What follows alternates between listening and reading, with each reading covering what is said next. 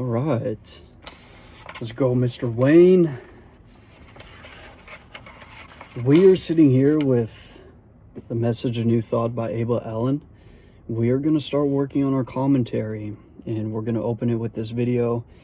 Now, Mr. Wayne, remember, this is the growth period. This is a process, and it's okay not to know everything all at once, right? You need to go through this process, especially to become that ideal version of yourself which you desire to become.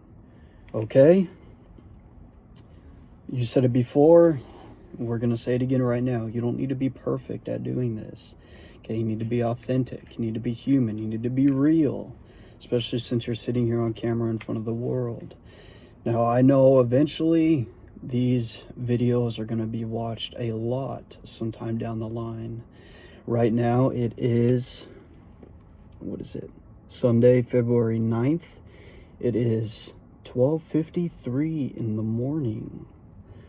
Right on. And right now is the time to work on our dreams and to create the life that we want. So, viewer, my name is Corey Wayne Anderson. I am the creator and leader of New Thought Society. Now, I didn't create New Thought itself, but I am doing what I need to do to move this movement forward. Now, I see the importance in this movement. I see the principles that lie behind the movement, and I see what it stands for, and I believe in it, and I am here to bring this to you so you could get an understanding of what it is yourself, and so you could realize why you need it in your life as well. Now, for me, it has changed my life in many ways, particularly my inner life, my spiritual life. It raised my thoughts to higher planes. So how I experience my life, I am able to go through the things that I deal with in my life from a higher level, from a higher viewpoint. I can make better decisions and therefore create a better outcome for myself. This is what this ideal will do for you, because it's all about increasing and advancing in our consciousness, our thought process. Because when we could think from a higher plane, we could achieve higher things. Now, there are, as before I get started with a lot of what we're going to go through here, New Thought, in the history of New Thought, Mr. Dresser explains that New Thought itself is an ideal that encompasses a lot of what New Thought is. It encompasses everything of where New Thought has extended to. Because there are a lot of things out there that say New Thought is a religion, New Thought is a philosophy. Abel Allen explains how it's a mental attitude.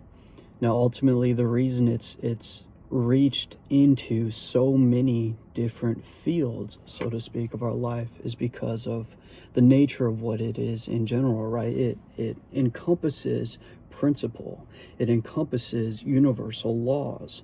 Now, regardless of what religion you're a part of, you follow the same, there are laws that govern your life just as well as they govern somebody who isn't religious, right? Whatever philosophy you follow, there are certain laws of our lives that govern our lives, that govern everybody, regardless of their differences.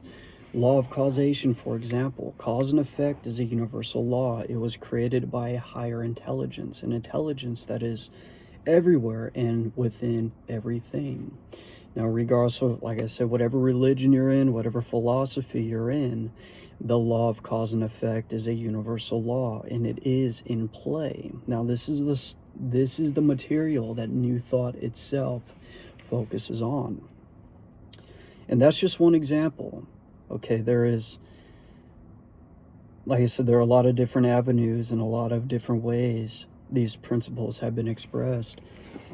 Now, Mr. Allen was a part of one aspect of the movement where he is identifying New Thought itself as an expression, like I said, as a mental attitude. Now, Horatio Dresser explains it as a legitimate society, that we are a group of people that came together under one principle, one belief, one understanding, so to speak, and we came together to live and be around others that express that same understanding. So my goal going through all of this, we're going to be hitting one book at a time and going through one book at a time and getting the information of what each author is telling us and ultimately creating it into one bigger picture, because we need to have it in one bigger picture. There's not much on New Thought out there today. New Thought and the advocates of New Thought, you'll never really hear about. The things that I've seen as far as it goes, they create a website, they put out books, and they leave it as far as that. When, if you keep it that way, the importance of the movement will never get out to people. Because somebody like me, I love to read, I love self-development. That's just something I am deeply, deeply interested in. And like I said, I see, and I understand the importance of the information that is here within this movement. And my goal is to bring it to the world, to make it something substantial, to make it something more real than just stuck inside books and stuck as an ideal that wouldn't be found unless you're a reader yourself. So let's go ahead and get started. We're already 6.5 minutes in. I'm going to start with the opening by Mr. Allen. Now, he opens it as, "Dedicated to my wife, Emily Leigh Allen, to whose inspiration I am indebted for whatsoever of value is contained in this volume, in memory of our beloved daughter, Louise Leigh, who has passed to the great beyond, whose beauty of soul will forever remain life's sweetest legacy." So he's dedicating this volume to his wife and in memory of his daughter who had passed away through their life.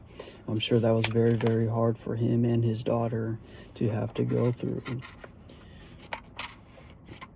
So we're going to do the foreword, explain the foreword, and then we're going to move on to chapter 1. So foreword, March 1914. Thousands of people are constantly asking 3 questions. The first one is, what is New Thought? Second, wherein does it differ from the orthodox religions? And third, what is the line of divergence between New Thought and Christian Science? The purpose of this volume is to answer these inquiries. To that end, it has been my endeavor not only to set forth the basic ideas of New Thought, but also to compare its principles and teachings with those of the orthodox religions and Christian Science. So by the end of this volume, viewer, we are going to understand and get a better understanding of exactly what New Thought is. Abel Allen is going to break that down for us. And he's also going to give us a clear understanding of how this is different from orthodox religions. It's different from Christianity. It's different from Catholicism. It's different from Muslimism. I don't really know what the ultimate word for that is. Being of the Muslim religion, and of course all the other religions out there. It's okay, Mr. Wayne, you're getting better at this as you continue to move along. And what is the line of divergence between New Thought and Christian Science? Now, Christian Science actually came after New Thought, and we're going to explain all of this. New Thought itself was built upon and around the ideas of a man named Phineas Quimby, and we do have Quimby's manuscripts here. We will eventually be going through this with all of you. Now, Mary Baker Eddy was a patient of Mr. Quimby, and through the principle of healing, through this spiritual healing which Quimby discovered, which he attaches to, hey, this was the real teachings of Christ. This is what Christ really talked about. We're going to learn that in the Quimby manuscripts. And in the Quimby manuscripts, Quimby was a doctor. It explains this man named Quimby was a doctor. He actually became known as a doctor. He never went to school for being a doctor, but he started as a mesmerist. Then he moved into hypnotism. Then after hypnotism, he dropped any practices which he was involved in, because through all of that, he learned the powers of the mind, the human mind, the powers of consciousness, the power of thinking, the power of thoughts, and the actions and the causes our thoughts have within our own health, and the causes which our thoughts, right, are the activity the power of our thoughts to create our health, which influence our health, as well as influencing the creation of the material things around us, ultimately giving us the power to create our lives in general. All that revolves around the simple activity of thought. And Quimby learned this. And through all of that, Quimby was healing people. He was helping people to heal themselves by tapping into this universal power that is within us and bringing it forth to heal the patient themselves. Now, as I said, this lady, Miss Mary Baker Eddy, she was one of Quimby's patients, and she was very sick. And through spiritual healing, Quimby was able to help her heal herself. And what she did, she then took these ideas and then created the doctrine of the doctrine of Christian Science around the principles of Phineas Quimby. Now, there is a lot to learn just from that subject itself. There could be a whole presentation just on that subject.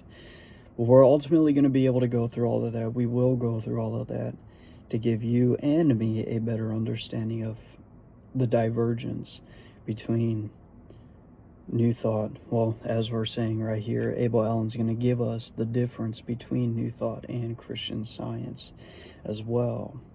So this course has been adopted for several reasons. So many cults are springing into existence whose teachings differ widely from those of New Thought, yet are parading under its banner. That it is thought desirable to state its principles and philosophy with such certainty and clearness that its real message may hereafter be understood, and that its name may be rescued from those seeking to appropriate it without warrant. Now, this is very important for us too, because this is exactly what we are doing, right? We're trying to create, we are working on creating something around New Thought and the principles of which it stands for. Now, as I've said, Abel Allen was a part of one aspect of the movement. He was a part of a different aspect of a movement which Horatio Dresser was a part of. Now, Horatio Dresser knew Mr. Quimby intimately. There is no information that Abel Allen knew Quimby intimately himself. So, like I said, there is a lot of piecing of the puzzle to do. So great efforts have also been made to blend and combine the philosophy of New Thought with the teachings of the recognized creeds. I leave it to the reader to judge whether such a result is possible or not when he has finished reading this volume. Now, this is something that we are going to make an effort to do too, to be able to blend and attach the principles of New Thought to specific creeds such as Orthodox religion, such as Christianity, mainly, and also, of course, other religions out there as well. Now, I am a Christian. I became a Christian when I was around 27. I had been studying Christ for a very long time, but I didn't really become a Christian until I hit 27 and I got baptized. Now, I do believe, as Christ told us himself, we can do the things that he did if we only listen and understand. And I see his teachings in the teachings of Quimby ourselves. Because Quimby does explain how he sees the real teachings and spiritual understanding of Christ has been lost. And then even later, I believe it's in chapter 2, when we go over origin of the creeds, Abel Allen explains when the true meaning and message of Christ has been lost, specifically here in the Western world. And I came from the West. The hope and belief are freely entertained that the fundamental distinctions between New Thought and Christian Science have been stated in such a manner that they may be readily understood. Now, I need to say this too. Christian Science did fail. Now, a lot As we go through this, you'll see too that a lot of members who were a part of Christian Science left Christian Science because they seen the falsity found in it. And later on, we will be going over where and why exactly Christian Science had failed in its endeavor to bring their society, whatever their beliefs were. Ultimately, it's because it was so radical, right? It was too idealistic. Now, New Thought falls between idealism and realism. It blends the two together. Now, the problem with Christian Science is that they completely disregarded the reality of matter. We know matter exists. We know that it is something that is real. You cannot deny a part of reality. And we'll get there. We'll eventually get there. Christian D. Larson makes a great statement on how absurd severe idealism is. Now, not in his particular words, but what is that word when you take what somebody else says and you put it in a short version? He says, denying reality for what it is, you are still engaging in the reality of it. We'll get there when we get there. We'll get there when we get there. We'll be able to explain it better once we're at that part. Okay, so the ethical values of the teachings of New Thought, as compared with those of the orthodox religions, are duly set forth and emphasized, that each may be carefully studied and weighed.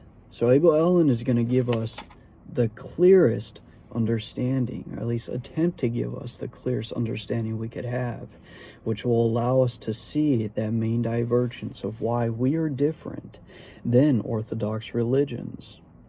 New Thought is largely a restatement of old thought, vitalized with new life and meaning from the discoveries of modern psychology and the latest deductions of science. The reader must bear in mind, however, that the old thought was suppressed in the Western Hemisphere for nearly 2,000 years. For the first time, it is sending its illuminating rays to gladden the Western world. So ultimately what he's saying here is that we may be different from religions, but get this, religions ultimately share the same book, right? They come from the same Bible. The biggest difference is what one religion believes about the Bible as compared to what another religion believes about the Bible. Ultimately, they both came from the same book. So New Thought is here to give a restatement of old thought. Okay, so we're not exactly doing anything new. This ultimately isn't any type of new information. What he's saying is the exact same thing, exact same information as old thought, but it's renewed, it's revitalized from the latest deductions of science, because science has brought humanity to a very high understanding of our reality and even of ourselves today. You cannot deny the reality of science, for science proves something to be objectively real, right? Regardless of what we believe, regardless of what we think, science has found that, hey, this is what it is. So using the latest deductions of science, we have found things to be observable facts.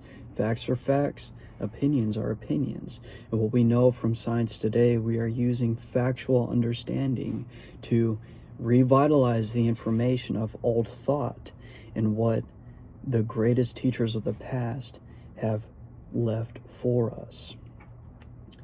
Now he's saying too, old thought was suppressed. So the reality of Christianity, the reality of